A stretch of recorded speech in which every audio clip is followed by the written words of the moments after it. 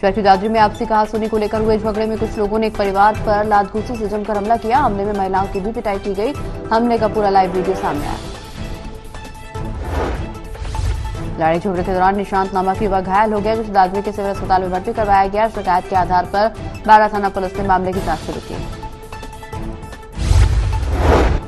निशांत ने बताया कि 2 दिन पहले वो घर में था। एक पड़ोसी उसके घर में पत्थर फेंकने लगा। विरोध करने पर कहासुनी हुई तो गाड़ियों में सवार होकर आए दूसरे पक्ष के लोगों ने उसके परिवार पर लात-घूंसों से हमला कर दिया।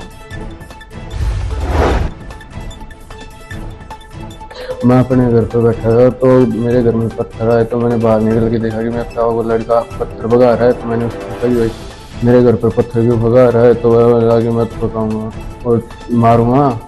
तो फिर हम वो शराब पी रखी थी उसने, तो हम वहाँ से निकल कर हमारे पुराने घर पर चले गए और मेरी माँ तो वहाँ पर गए। जब वो पीछे से फिर आए।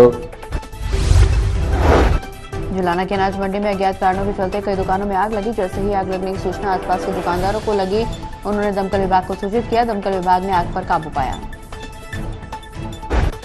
दुकान मालिक ने बताया वो अपनी दुकान पर बैठे हुए थे। उसी समय उन्हें पता चला कि उनकी दुकान के पीछे आग लग गई, जिसके चलते पुलिस प्रशासन ने फायर ब्रिगेड को फोन किया।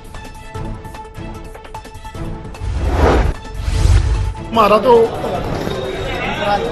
इतना मोटा नुकसान हुआ, भरपाई होनी बहुत मुश्किल है। बाबूजी बिजली शॉर्ट तो लगी है, वहाँ लोग बैठे थे, उन्होंने बताया वो बिजली शॉर्ट हुई, एकदम आग लग गई। आपका 25-30 लाख का नुकसान हो गया होगा बाबूजी। बात यह हमारा तो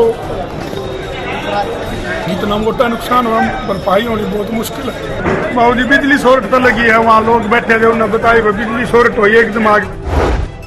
शहर की दादरी में नहर के पास 2 बाइकों की आमने सामने से टक्कर। हादसे में बाइक सवार समस्तपुर निवासी नरेंद्र की मौत, जबकि दूसरा युवक गंभीर रूप से घायल, उसे रोहतक पीजीआई रेफर किया गया। पुलिस ने मृतक के पिता के बयान पर दूसरी बाइक के चालक नवीन पर मामला दर्ज कर जांच शुरू की। दादरी नागरिक अस्पताल में मृतक का पोस्टमार्टम कराने के बाद शव परिजनों को सौंपा गया। नरेंद्र पुत्र दिलबाग वासी समस्तपुर गाँव का रहने वाला था। झाड़ली में दुकान कर रखी थी, वहाँ से ये गाँव में आ रहे थे रात को समय करीब 9 बजे। और समस्तपुर कालीवास रोड पे इसका 2 बाइकों का एक्सीडेंट हो गया, जिसमें ये नरेंद्र एक्सपायर हो गया। पोस्टमार्टम करके और नाश का वाले वासन कर दिया। 10 सारे तो मुकदमा दर्ज किया है एक्सीडेंट का, मुकदमा नंबर 44। महेंद्रगढ़ में पुलिस ने एक युवक को अवैध हथियार के साथ गिरफ्तार किया। वो मंदिर के पास खड़ा था और पुलिस को गाड़ी को देखकर भागने लगा। पुलिस ने आरोपी के खिलाफ मामला दर्ज कर जांच शुरू की। महेंद्रगढ़ से आई पुलिस बस स्टैंड पर गश्त कर रही थी, जब उन्हें गुप्त सूचना मिली कि निवासी राहुल अवैध हथियार लेकर गांव तजियावास के मंदिर के पास किसी का इंतजार में खड़ा है। मोहनलाल ब्रौली का भूपेंद्र हुड्डा पर बड़ा निशाना, कहा हुड्डा के लिए बीजेपी के दरवाजे खुले।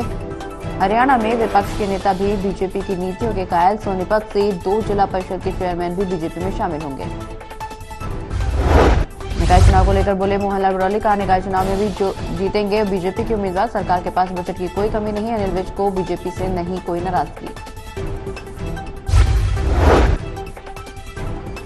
हरियाणा प्रदेश में एक तरफा वातावरण भारतीय जनता पार्टी का बना है, क्योंकि आज हरियाणा में भारतीय जनता पार्टी की डबल इंजन की सरकार है और लोकप्रिय मुख्यमंत्री